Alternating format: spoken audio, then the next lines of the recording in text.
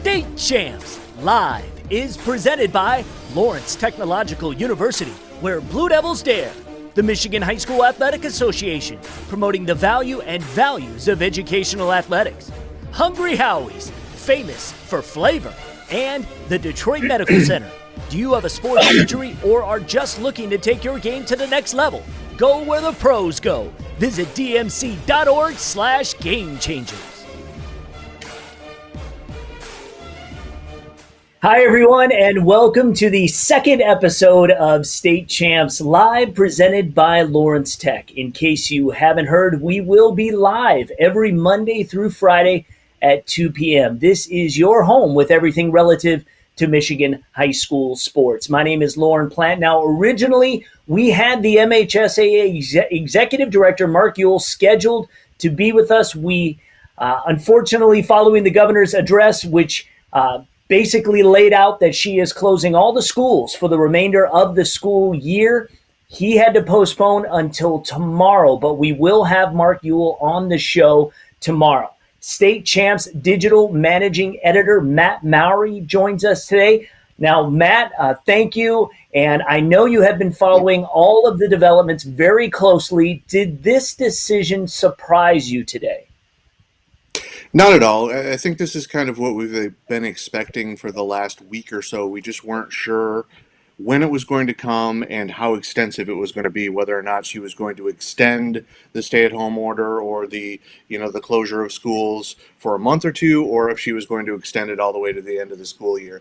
And as you said, she's made the decision that we will have no more in-person instructions in school for the rest of the 2019-20 school year. Now, the MHSAA statement today that we received before the program was very simple. We're reviewing the governor's announcement, asking questions, and we'll make a statement as we continue to digest this order. What do you take from that? Can you read the tea leaves? Well, I think a little bit of it was what all of us were doing this morning when the governor's executive order came out, was kind of reading through it to see exactly what it said and what it meant for everybody involved. I think the key portion of it for sports-related things was right near the top where it said K-12 sports activities and other in-person extracurricular school activities are suspended while any state of emergency or state of disaster prompted by COVID-19 is in effect. I think that leaves a little bit of wiggle room. I think that's what they're kind of checking into today to see exactly what that means. The state of emergency that was originally declared was for 28 days, and I believe that was supposed to expire tomorrow. The governor asked yesterday for that to be extended 70 more days, which would take us through, I believe, June 5th, which puts us really right tight up against the end of the normal high school season, which is usually June 15th or 16th, someplace in there. So it would be about 10 days from the end of the regular high school season. I think that's what they're checking into. If that state of emergency or state of disaster does not, in fact, get extended 70 days, and say they extended only another 28 days, for example, that would still give some time frame for them to be able to do it during the regular, what would have been the regular calendar school year.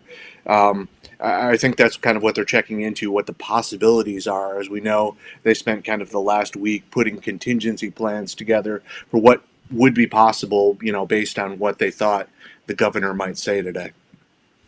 Absolutely. I know they originally had 4 contingency plans. A few of those have already been kicked to the curb. But Mark Ewell did say on the radio as early as yesterday that schools being closed doesn't automatically mean the MHSAA will be canceling all sports activities, correct? Yeah, correct. And that's what he said. He said that a couple of times, that wasn't kind of it wasn't a formula that said if schools get closed, then we will no longer have it. I think he has said that it would be very hard for them to stay open, but I don't think he's ever said it was impossible. So I think that's kind of what they're looking into right now, is to see what the feasibility is of still having sports going on while school buildings are closed. And they're probably in close contact with the governor's office to try to see exactly what she meant by that portion of the ruling. Yeah, and I think we can extrapolate a little bit. If the schools are closed, the facilities will be closed. So that kind of answers the question right there. There's no sports. If you can't use the facilities, obviously you can't have sports, and they're not, I don't think, Right. going to have one without the other. But there could be a scenario, let's say in June. And of course, this is all predicated on if the social distancing restrictions and the quarantine has been lifted. If summer school begins in June, facilities obviously are open, and I believe that the MHSAA is open to some sort of June, July sports schedule, which of course we've never seen before. Yeah, that would be absolutely weird. I think we're all kind of used to, those of us who've covered prep sports for a long time. The high school season ends basically Father's Day weekend, and that's it. And then there's nothing until training camp opens, for football teams a couple months later. It would be unprecedented, but I think they're leaving that option open. And I think, kind of following along with the discussions on Twitter, a lot of parents have said, if my kid has to choose between travel sports and playing, especially if they're a senior, playing that one last year in their high school uniform, I think most of them probably would choose to play for their high schools if that's kind of an either or option. It's going to depend. I think another interesting part in the governor's executive order was the fact that it mentioned this: while school buildings are closed, they are personnel who are needed to be in the building for distance learning can go in the building. I don't know if that's another thing that people are looking into today to see exactly what that means. If sports are indeed an extension of the classroom, as we've always said, and all the MHSA announcements always say at games, then if you consider those coaches and strength trainers and athletic trainers as instructors, are those people allowed to be in the schools? And I think if they are, then that might be one of those things that, as you said, allows us to think about at least the possibility of still holding out hope for having a spring and summer season. We will have Mark Ewell, the executive director of the MHSA, on the program tomorrow, hopefully to answer a lot of these questions. He was scheduled for today, had to postpone so that they could kind of gather and communicate and figure out what they're going to do based on what Governor Whitmer decided today. One of the other things that has been made quite clear is that they have not ruled out the conclusion of the winter sports season. I have not heard any of the pundits or anyone with reference to the MHSAA say that.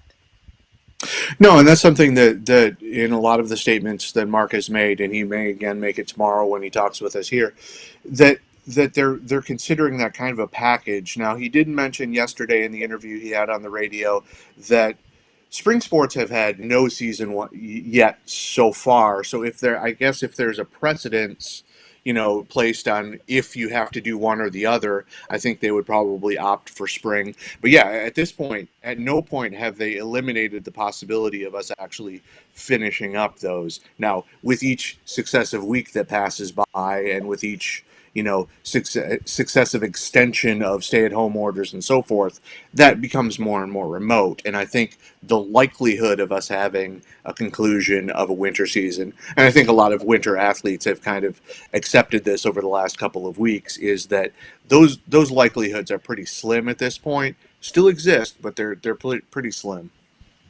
The other question is, what do the MHSAA member schools want to do? It could be that they are having meetings with the representative council today, meaning the MHSAA is doing that because, again, the MHSAA is comprised of member schools. Absolutely, and I know that was something that was pointed out to me last week. The both the executive board and the representative council took turns meeting last week to kind of go through some of these contingency plans for what might happen this week when the governor did make the announcement, to see what kind of options were still open for them. But this has been very much from the beginning a two-way street. This isn't just an edict from on high from the MHSA headquarters in Lansing. This has been a discussion from the member institutions and athletic directors and superintendents of schools, being involved in this process. And I think that's why each successive step has been very deliberate in making sure that they go through all of the scenarios, because it's one thing to wait a day or two to see how things pan out and see what the prevailing opinion is. It's kind of hard to take something back once you already say it. So they've been very deliberate in each step that they've made in trying to kind of take it slowly and make sure that they get it as right as they possibly can. Yeah, and as we're seeing football clips here, with reference to the fall, I believe the planning is for everything to start up as scheduled. Of course, if the quarantine and social distancing restrictions are limited. Yeah, I haven't seen. Yeah, exactly, and we're hoping those are eliminated as quickly as possible. We obviously, all the projections, we don't know exactly when that peak will hit here in Michigan, especially since the peak has been climbing over the last couple of weeks. But I have not seen anything that says at any point, if those restrictions are lifted, there will be any changes with any of the fall season at this point. Now, the further we go into the summer, if we're still under a stay-at-home order, obviously that becomes an issue that comes into play. But at this point, I haven't seen anything that would say that we won't have somewhat a return to more usual fall. All right, I'm monitoring the chat on the State Champs Michigan Facebook page. We can let Matt react to some of your questions a little bit later. I just want to take a brief moment to recognize our sponsors. Lawrence Tech has been consistently recognized as one of the best universities in the Midwest. Theory and practice is what they do. Find out more at ltu.edu. Hungry Howie's is here for your family. They are open for business. Order Hungry Howie's today for fast delivery at hungryhowies.com. And the MHSAA can prepare you for a future as an official. You make great money, keeps you in the game. Go to MHSAA.com/officials for more info. And finally, check out the latest DMC Game Changers segment right now on the State Champs app or our social media platforms. This week's segment talks about breathing, how some simple adjustments will increase your performance. Now, if you've checked out our YouTube channel, State Champs TV, you may have noticed we've got a ton of videos loaded there in our Locker series, reliving a ton of highlights and features from State Champs throughout the years. Let's check out today's clip in this week's In State Champs History.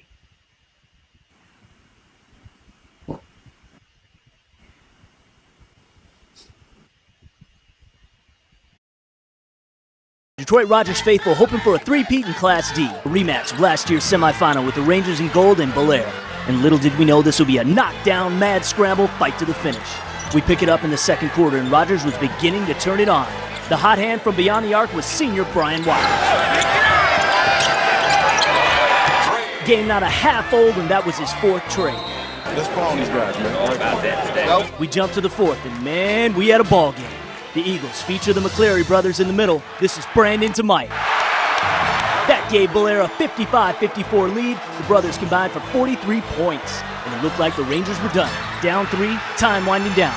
Evans steals it and gets it to Jalon Perryman. He's fouled attempting the 3. Just 3 seconds left, and he has to hit all 3 to tie. 1,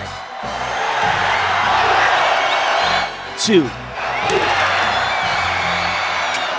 3. This is more drama than an episode of ER during Sweep Sweep. We were headed to OT at 63 apiece. Rangers down a point in the final moments of the game. Season riding right here. But Perryman's pass goes through the hands of Watkins, and it's Eagles ball just 3 ticks left. They would need a miracle.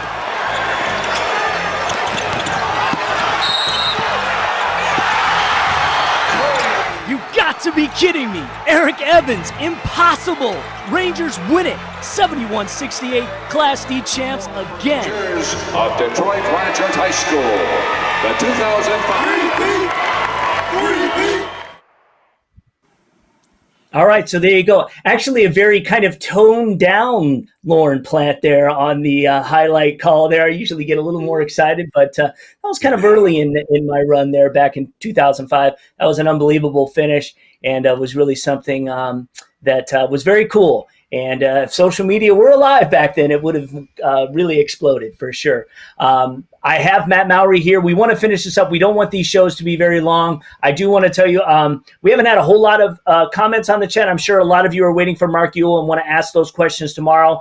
We did have Ron Wenzel, basically saying, sorry for the teams that were already at USA Arena for the hockey semifinals and that we didn't get to finish that. Maybe we will.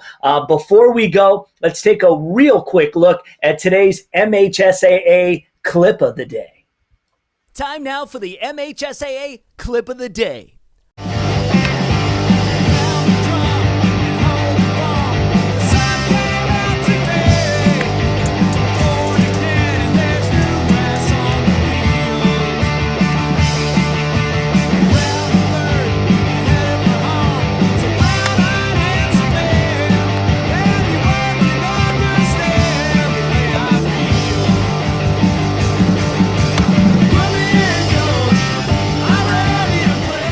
And that's your MHSAA clip of the day. All right, well, thank you, Sterling Heights Stevenson softball. If you have a video of your teammates doing some sort of sporting activity at home, you too can have your clip be the clip of the day. Connect with us and we'll check it out. All right, I want to thank Matt Mowery for joining us.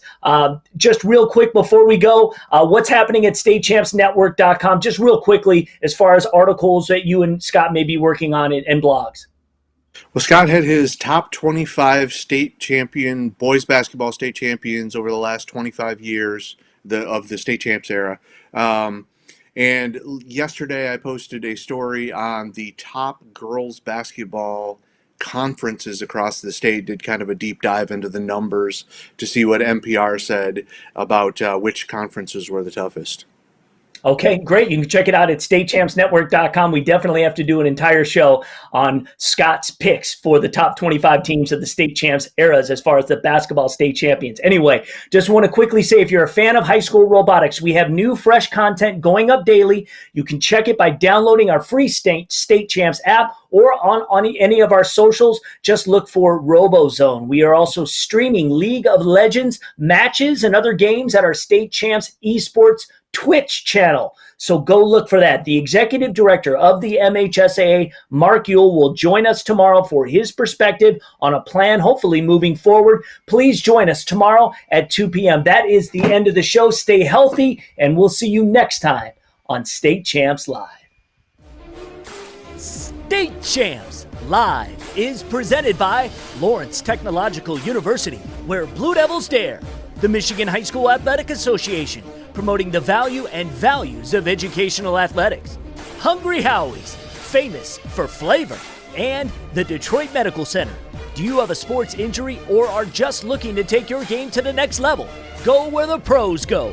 Visit dmc.org/gamechangers.